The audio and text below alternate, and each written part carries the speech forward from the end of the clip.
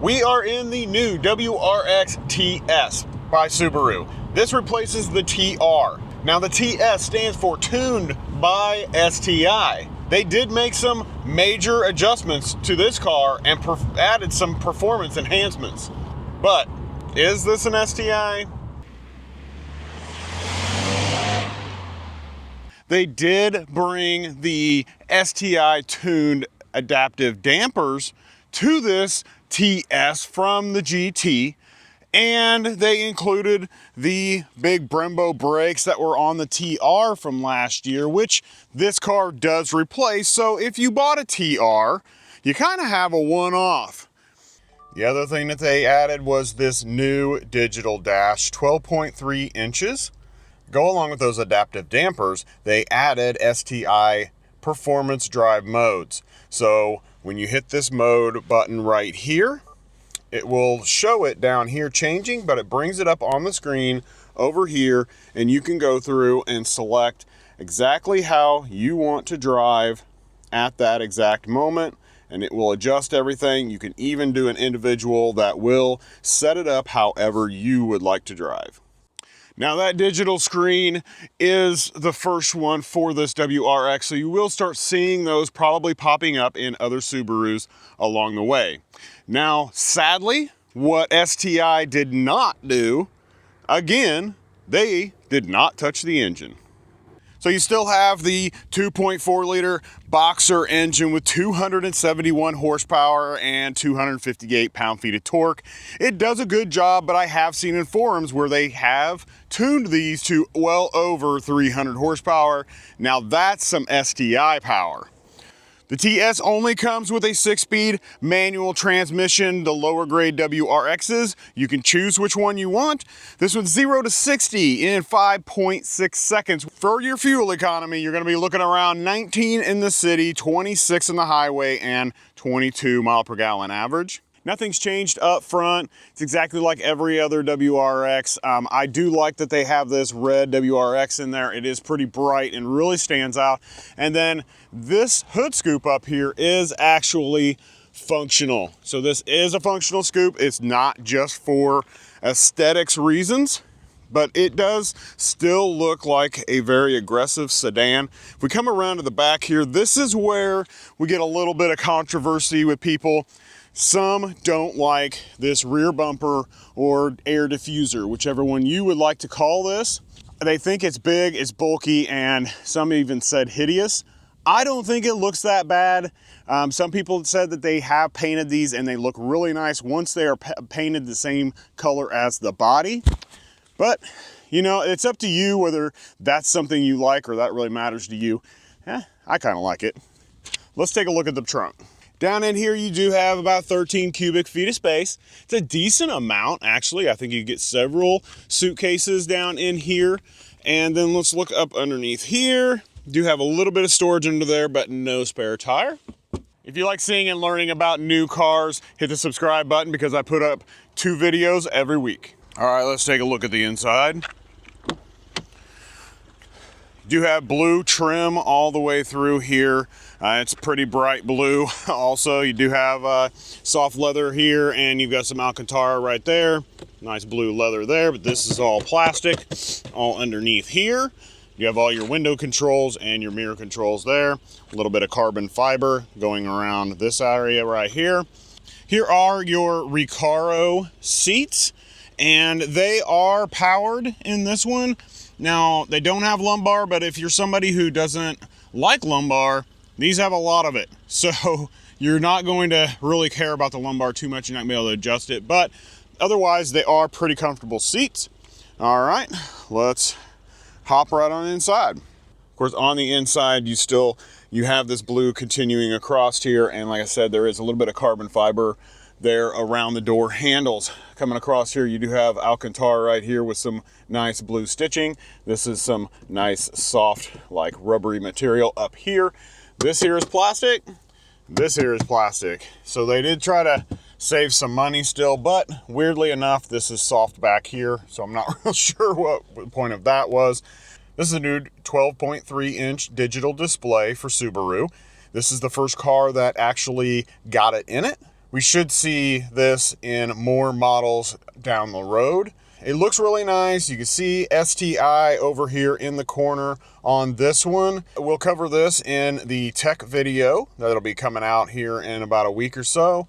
So here's Subaru's steering wheel. It's really nice. It does have some blue stitching around the inside here. You got all your driver assistance features on this side. You have your radio and voice recognition over on this side over here.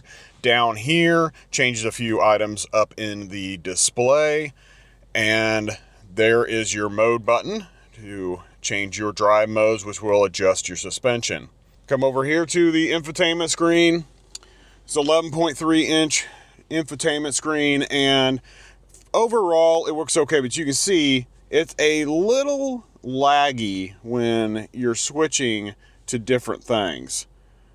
So, you know, I'm not real sure whether they just need to upgrade their processor or what they need to do, but it does seem a little bit slow in switching to a few other items.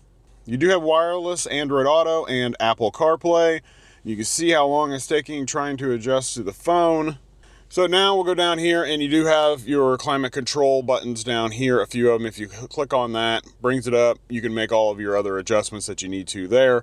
So you do have your heated seats on both sides right up here, and fan control. So it's got a decent amount of buttons there. You've got your defrost and your rear defrost there, and your temperature controls are physical buttons. So that's really nice and easy to use. Volume is right up there. Dropping down here, you have USB-C and USB-A, and you have an auxiliary plug here. Looks like you do also have a 12-volt plug right there.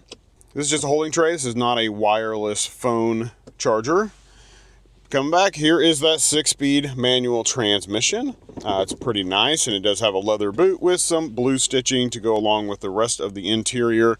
You got a little tray right here, and then you have 2 cup holders right here.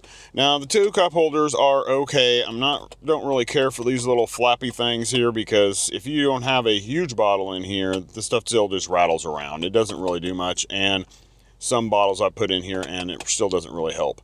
You do have a manual emergency brake here, and then clear back here you have a center console with an armrest, and the center console is not very big. You can see I have a glasses case in there, and it pretty much takes up the entire thing. There is another 12-volt plug down in there also. So the placement of this armrest is quite a ways back. So you can see it's clear back here. If you have your hand down here resting on the shifter, your elbow is pretty much not even touching. So it just kind of hangs out here, and you just really can't get comfortable. So you can't really use this thing back here. It's just really pointless. How about we get rid of this little tray that may be there for coins or something, and move all of this up and bring this up to here, and that way you can actually use it. It would be nice. Okay, as you can see, most of the stuff inside here is basically the same as the regular WRX, even the TR, GT, whatever you want to, trim level you want to say. It all is basically the exact same in here as it has been. Nothing really has changed on the interior from last year. But I'm going to go to the back. I'm going to see how much room there is sitting behind myself. I'm about 6 foot tall, so let's see how much room is back there. Door opens nice and wide. I get in here behind myself, and yeah, we've got a decent amount of room. It looks like probably 1 inch to 1.5 inches there. Headroom though, my hair, my kind of spiky hair, is rubbing on the top, but my head is actually not really touching, so it's really not that bad. I could slouch down just a little bit and be perfectly comfortable and fine back here. They do carry the blue leather on back here and some Alcantara. This is hard plastic up here though. Still some more carbon fiber there, and your bottle holders down below. You do have the Alcantara seats back here also, and they seem to be pretty comfortable. You have a mat pocket back here, USB-A, USB-C. There are no vents back here for your passengers, but you do have a center armrest with a couple cup holders, So I guess that will be good enough. For the 2025, the WRX Premium, which is their base, starts at $35,750. And as I mentioned, you can choose the 6-speed manual or the automatic transmission, which is a CVT. So I would suggest getting the 6-speed manual because it's a lot more fun to drive. The Limited is going to start at $40,130, and then the TS and the GT are both going to start at $45,705. This one that we're testing here today with all of its options and destination fee comes in at a whopping $50,202. Let's go take this for a drive and see if it's still comfortable enough to be a daily driver. Let's see if we can get out here. We're going to do a 0 to 60. It says 5.6 seconds. We are in Sport Plus. Ready? 3, 2, 1, go. Ooh, spun them a little bit. A little jerky. Yeah, we're up to 60. Yeah, it's a little jerky. You can't really pop the clutch too much on this one. It does feel a little jerking around a little bit. So that was just not as easy as I expected it to be, unfortunately. So other than that, you know, it does shift really easy normally. I mean, you can shift from gear to gear anytime you want to. It's really easy to do, but when you're trying to be aggressive with it, it does feel like it's a little on the touchy side, but that's okay. It's still a lot of fun to drive. You know, the way this is all set up, it is set up really well for the driver. Comfort is very, very good. If you adjust the mode down to comfort mode, it really does feel good. Driver assistance features do work really well right now. We're going to test some of those in a future video here coming up. So stay tuned for that, or subscribe if you haven't yet. I have really enjoyed driving this. I'd like to see what their plans are for a future STI, and see if you're going to get something stock that a lot of people are actually tuning these to turn them into true STI performance vehicles.